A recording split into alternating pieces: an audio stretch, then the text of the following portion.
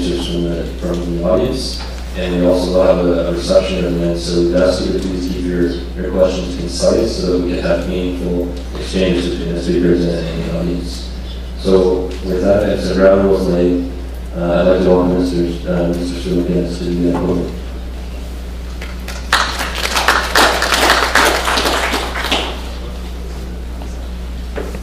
I would also encourage any of our speakers who would like to take the front rows in order to be able to see the presentations to take a seat at the front at their convenience.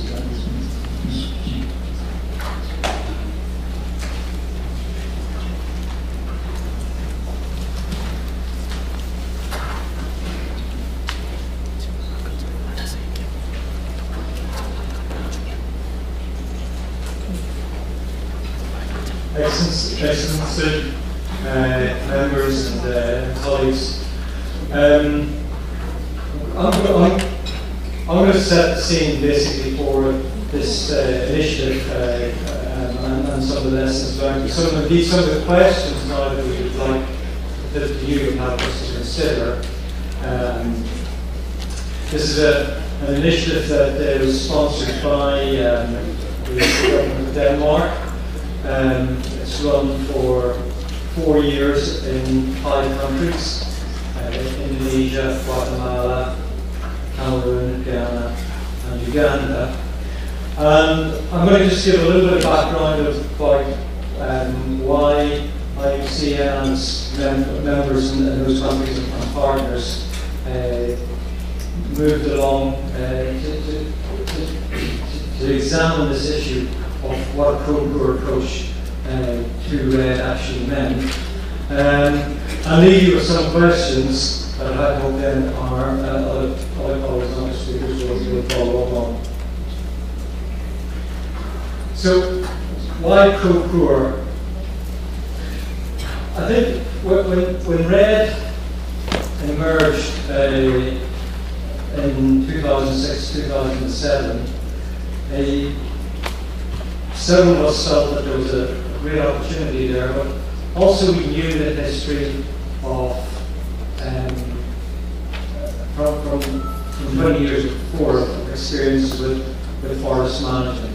We knew that it has proved an intractable problem often to really find ways and mechanisms to equitably share benefits. That whole forest interface, especially the areas that are under threat, are subject not only, it's not just a simple question, as some of the early proponents of RED put it, of HEMS for environmental services, getting the monitoring, reporting, and verification system right, and trees, as was commonly said, would be worth more standing than they were cut down.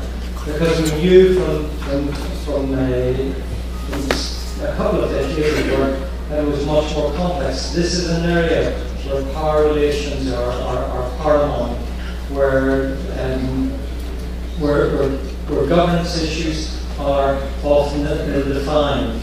And we also know from other forest uses, particularly with respect to high forests, that benefit sharing and with local communities has proved difficult for a whole range of issues. And therefore, but at the same stage, and again I'll emphasize this point, that those of you who were in the opening session this morning heard this message reiterated time and time again. We're in trouble when it comes to climate change.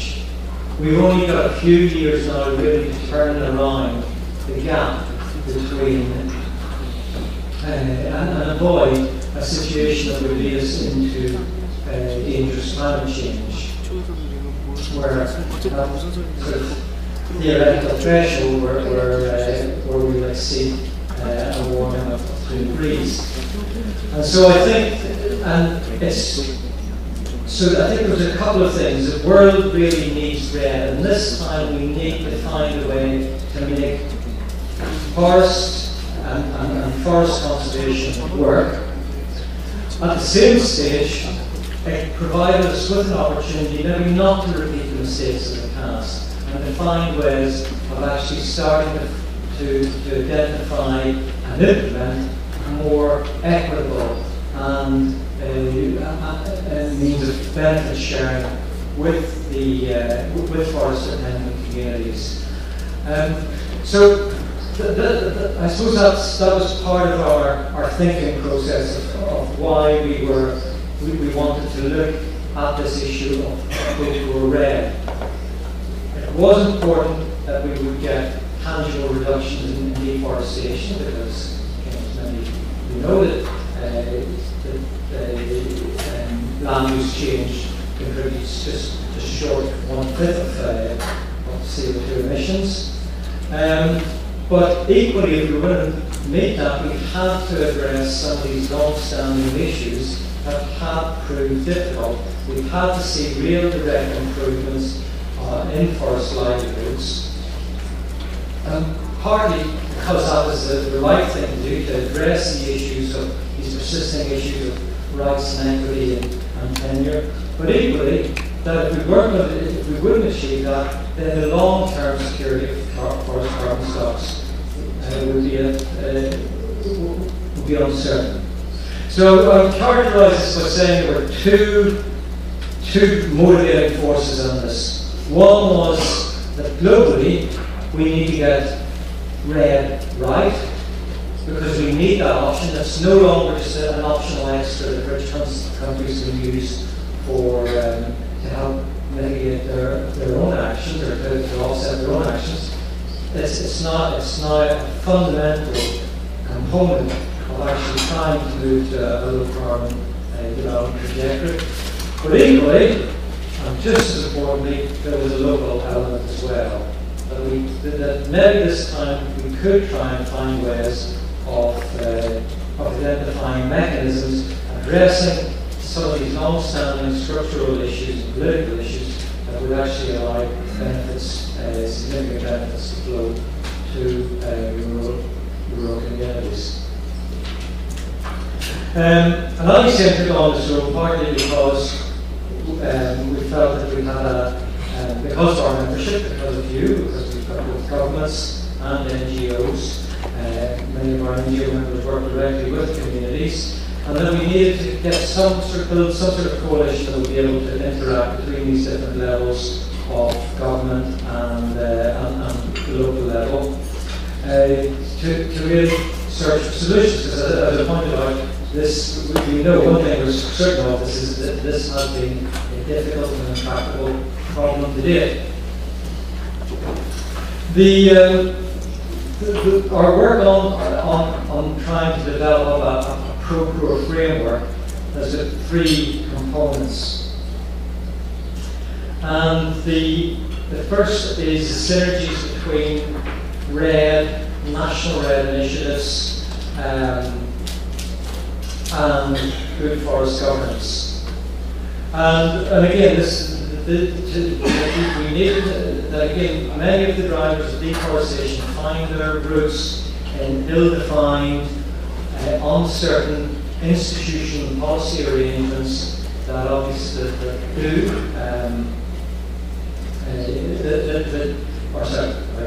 don't give or don't recognise the role of local communities as forest stewards. And the fact that it's crucial that forests are in isolated places, and it's difficult to often guarantee their conservation management.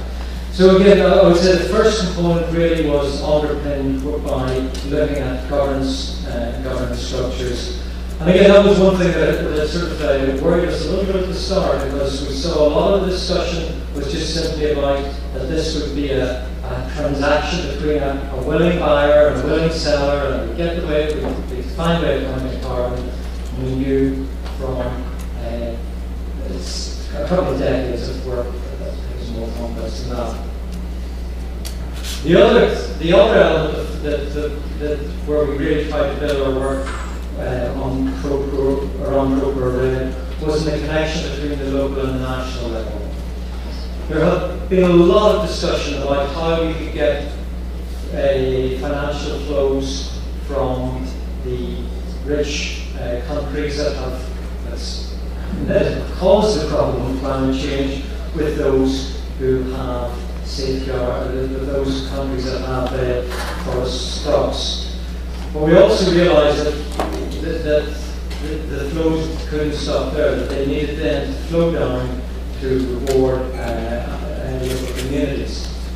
But there were several questions of how that might happen. And again, and probably no one single answer. This would be country and context specific. So another area of inquiry, another area that we needed to work through. And finally, a recognition that while there was a lot of information and knowledge and papers and exchange in Washington DC and in Oslo and London, and Geneva, Rome, and still quite a bit of knowledge done at the national capital, at the capital of tropical forest countries. Once one actually got out into the areas where rain would actually take place, there would the knowledge and information was a lot less. And the fact is that if we were going to see red work in the way that really would benefit local communities, then we needed to make sure that not only the communities were involved, but also the district forest officers, the local district authorities, and really start to invest in getting good knowledge, communication, and explaining what red actually meant down at that grassroots level. What we're going to look at today, and why we're grateful to have such a distinguished panel and then use participants, is to start to test these ideas of pro-grow principles and to look at their weaknesses and to see strengths we may wish to build on and capitalise on more. There's three elements of the pro-grow approach. One is actually a forest governance framework, understanding that framework, understanding the institutions and policies that actually on how decisions are made, and critically govern how benefits flow. The second area is actually really understanding how benefits flow, what stops benefits flowing, and often actually what stops benefits flowing in a way to such a degree that would encourage changes in behaviour, and critically would actually reward equitably and fairly communities for their action. The third area is really trying to establish some best practice guidance that can be replicated elsewhere. Again, realising that often countries have different laws, different institutions, and so it's not that we can create necessarily a blueprint, we can create a blueprint for our approach. We've listed, I think they're on your sheets there, 7 principles, including participation, really looking at underpinning, clarifying the issues of rights to land, trees, and indeed carbon, access to information,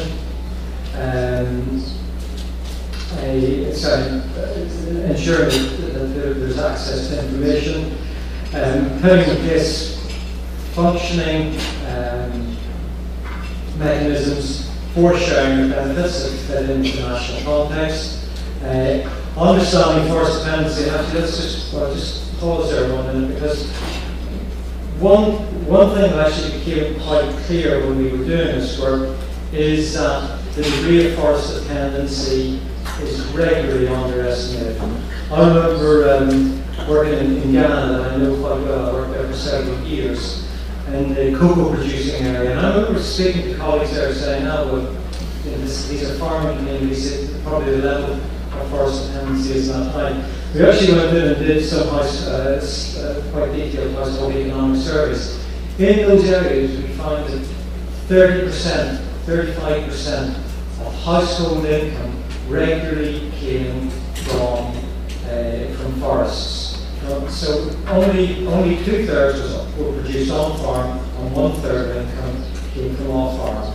Most of it was wasn't recognised because it was in a non-cash form. It went directly into the household. But it also included valuable commodities such as coconut.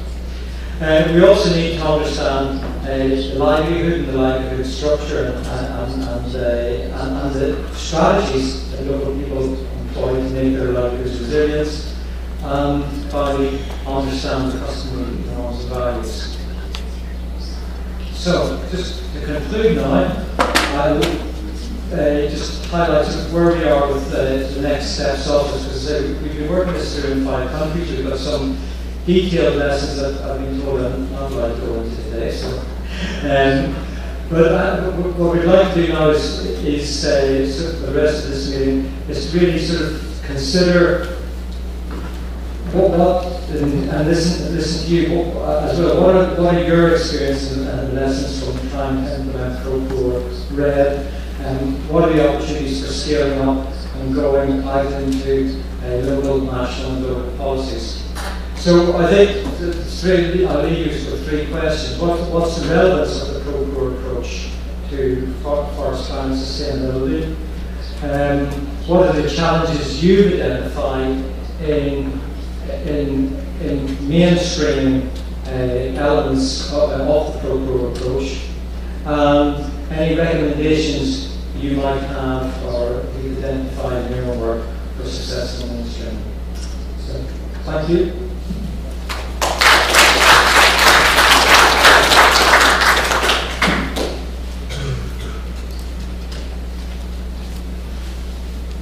Thank you very much for that brief overview. I know we all have so much to share about many of our activities that oftentimes I think we could each have our own session on this item. But one of the goals of this is that we have different perspectives, both regionally, both from different institutional and project experiences. So I'd like to welcome Ms. Lushween from the APFN.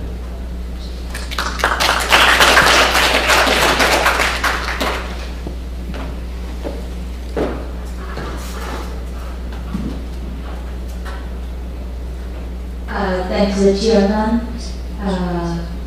Dear colleagues, ladies and gentlemen, good evening. And first, I'm very sorry there's no GPT, but I try to be clear, try to be loud, and you can hear me. And first, on behalf of APFNet, I'm very happy to be here to join this workshop. My thanks goes to IUCN and Danita to invite APFNet, a very young organization, to this event. And I would like to share our viewpoints on how forests are paid to the poor, and our experience on how forests can benefit them. 3 points. First, our perspective on program approach. Since the Millennium Development Goals were announced over a decade ago, concrete efforts have been made on poverty reduction around the world. Despite the remarkable progress has been made for the past year, but poverty is still a great challenge for the whole world. Only in Asia and the Pacific region, there are over 900 million people still in poverty. That is about 2/3 of the whole world's poor. The contribution of forests to ecosystem maintenance and the social economic development has been widely recognized. The substantial overlap of highly forested area and poverty highly shrinking area makes forests an indispensable part when we talk about poverty alleviation and improve the livelihoods. And the role of forests in climate change mitigation opportunities for IED Plus and forest-related carbon trade have offered new income sources for forest-dependent people. A large number of IED Plus projects through bilateral or multilateral cooperation and national and local practices have enabled us to share more on how IED Plus projects can contribute to property innovation if we develop them properly.